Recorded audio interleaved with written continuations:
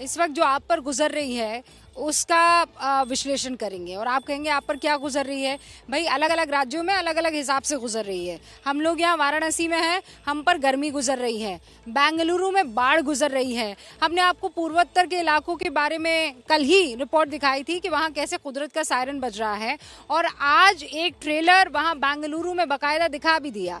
और ये नहीं है कि कुदरत एक ही लाइन और लेंथ पर चल रही है, डबल गेम चल रहा है कुदरत का। ऐसे वो 6 राज्य अभी मास्टर स्ट्रोक में मैं आपके सामने रखने जा रही हूं जहां पर वो डबल गेम चल रहा है कुदरत का। कहीं बाढ़, कहीं पर सूखा, कहीं पर जंगलों में आग, कहीं ओले, कहीं भयंकर गर्मी, तो कहीं बाढ़। कहीं गर्मी से हाहाकार,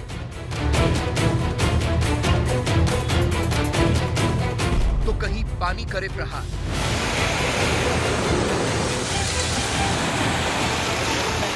समस्या हो रही विकराल।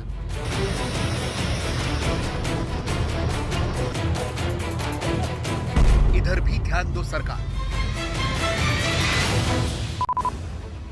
भारत के 6 अलग अलग हिस्सों की तस्वीरें बता रही हैं कि कुदरत नाराज है।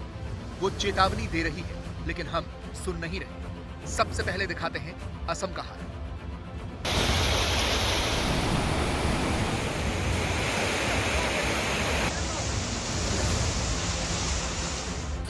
असम की नदियों में आई बाढ़ ने भयंकर बर्बादी की है। 33 में से 24 जिलों में बाढ़ का कहर है। करीब 4 लाख लोग प्रभावित हुए हैं। ब्रह्मपुत्र भी खतरे के निशान से ऊपर बह रही है। असम में भारी बारिश के साथ हुआ भूस्खलन, जिससे कई जगहों पर सड़कें धंस गईं।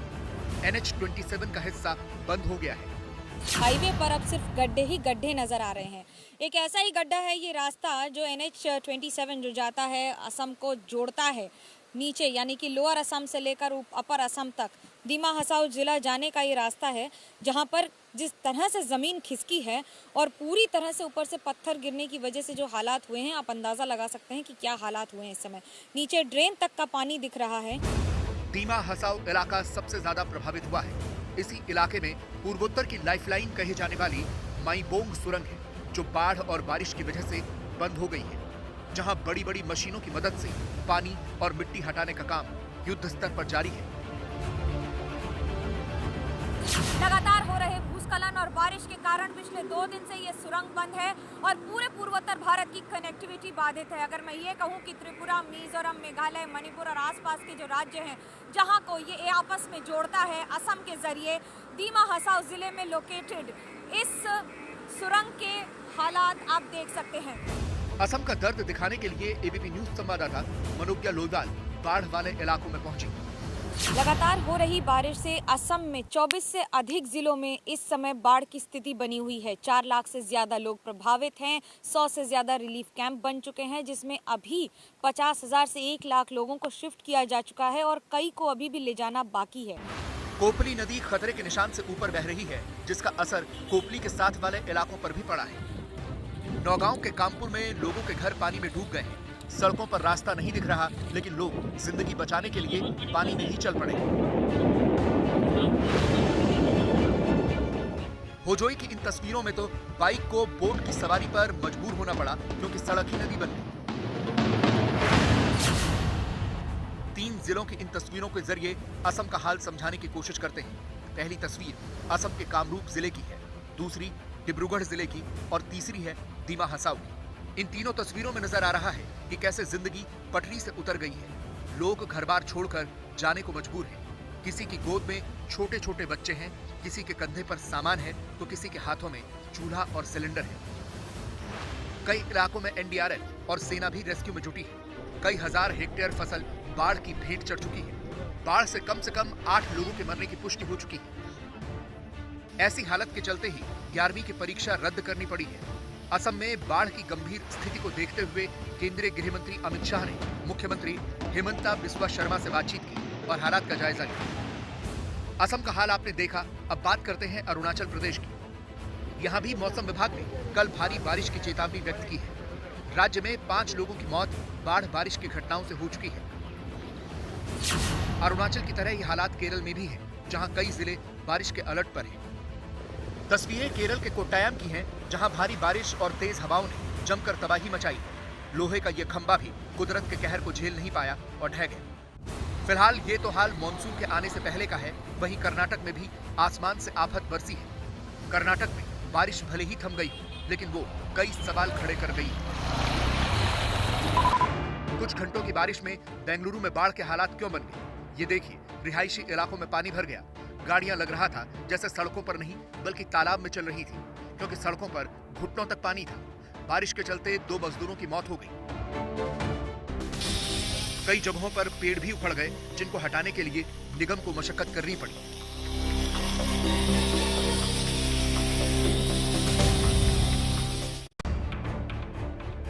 बेंगलुरु में 12 घंटों में 114 मिलीमीटर बारिश हुई, जबकि क्षमता इतने पानी को संभालने की नहीं थी।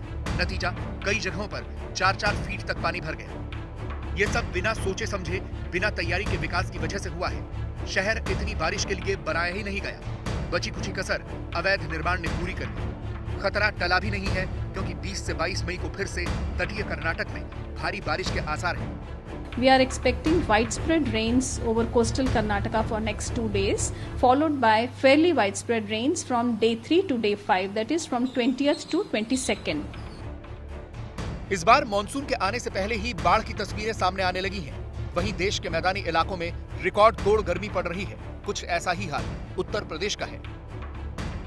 वक्त से पहले पड़ी तेज गर्मी ने उत्तर प्रदेश के किसानों की कमर तोड़ कर रख दी है। तस्वीरें मुरादाबाद की हैं, जहां किसान खेती पर पड़े असर से परेशान हैं। बचाने के लिए यही करें कि रात भर यहाँ रहना पड़ा है, रखवारी करनी पड़ रही है इसकी, और इसके बोतल उतल बांध रखी हैं और पन्नी उन्नी बांध दी है इसमें। बेलें सूख जाती हैं, माल नहीं फूल पाता। जैसे माल आना शुरू हो जाता है तभी बेलें सूखने लगती हैं। छोटा छोटा माल रह गया, अब इसको मंडी नहीं ले जा सकते, कहीं बाजार में नहीं बिक रहा। इस साल तो हमें बहुत नुकसान है। 80-90 हज़ार रुपये तो लगा के बैठ गए और 1-1.5 लाख का तो ऐसे नुकसान है। देश के किसानों का बड़ा हिस्सा अब भी कृषि पर निर्भर है, लेकिन देश की राजधानी दिल्ली अलग ही जल संकट से जूझ रही है। ये तस्वीरें ओखला बैराज के नजदीक की हैं। इसी बैराज से बड़े हिस्से को पानी सप्लाई होता है, पर यहाँ लोगों को पानी स्टॉक करना पड़ रहा है। साउथ दिल्ली का इलाका है ये, और यहाँ पर ओखला जो बहराज है उससे नज़दीक ही एक कॉलोनी में मैं मौजूद हूँ। यहाँ पर मेरे साथ जो हैं सतीश कुमार झा जी मौजूद हैं, जिन्होंने हमें बताया कि 3 दिनों से उन्होंने ये पानी स्टोर करके रखा था जो इस्तेमाल कर रहे हैं। किस तरह की समस्या है? गर्मी बढ़ने के साथ साथ पानी की समस्या बढ़ गई? जी मैम, पानी की समस्या काफ़ी दिनों से है। यहाँ पे हमें पानी बाहर से खरीद के पीना पड़ रहा है, और कभी कभी तो पानी वाले भी नहीं आते, जो हमें 3 दिन स्टोर करके फिर उसको पानी को इस्तेमाल करते हैं। नहाने में भी 2 दिन से भी ये है कि नहाए अभी तक नहीं है। कल की रिपोर्ट में हमने आपको दिखाया था कि यमुना पानी की कमी की वजह से सूख रही है और लोग यहाँ क्रिकेट खेल रहे हैं। वहीं इस मसले को लेकर जब हम नेताओं के पास पहुंचे तो पता लगा कि यहाँ मामले को फुटबॉल बनाकर खेला जा रहा है। दिल्ली कह रही है कि हरियाणा पानी नहीं दे रहा, हरियाणा कह रहा है कि पंजाब पानी दे तो हम आगे दें। इसी में दिल्ली की जनता फंसी हुई है। मैं लोगों से कहूँगा कि हम अपने सभी रिसोर्सेज से पूरा कोशिश कर रहे हैं, पानी की बहुत ज़्यादा दिक्कत नहीं होने देंगे।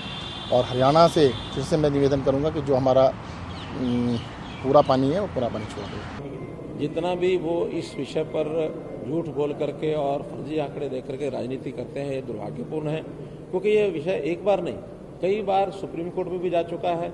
सुप्रीम कोर्ट ने मोहर लगा दी है कि ये जो है पानी हरियाणा से जितना मिल रहा है पर्याप्त, जो उनकी आवश्यकता क्या है, जितना उनका शेयर है, शेयर के हिसाब से उनको मिलता है।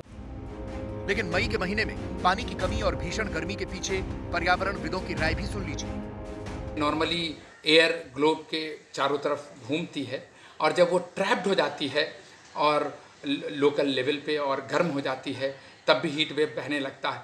ये अगर आप हिस्टोरिकली देखें, जब इंसानी इंटरवेंशन से जब तापक्रम नहीं बढ़ता था, उस वक्त ऐसी स्थितियां 50 साल में एक बार पैदा होती थी। लेकिन अब हाल के दिनों में हर 4-5वें साल ऐसी स्थितियां पैदा हो रही हैं।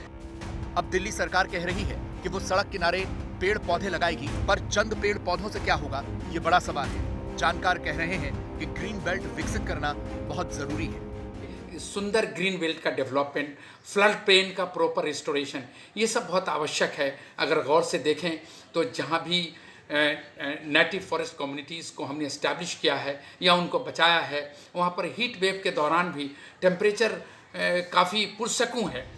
सरकारें बारिश के दिनों में पौध रोपकर जिम्मेदारी पूरी मान लेती हैं, लेकिन असम और अरुणाचल, केरल से लेकर कर्नाटक और यूपी से लेकर दिल्ली तक की तस्वीरें कह रही हैं कि अब भी सुन लीजिए, वरना ये दिल दहला देने वाले नजारे बार बार दिखाई देते रहेंगे।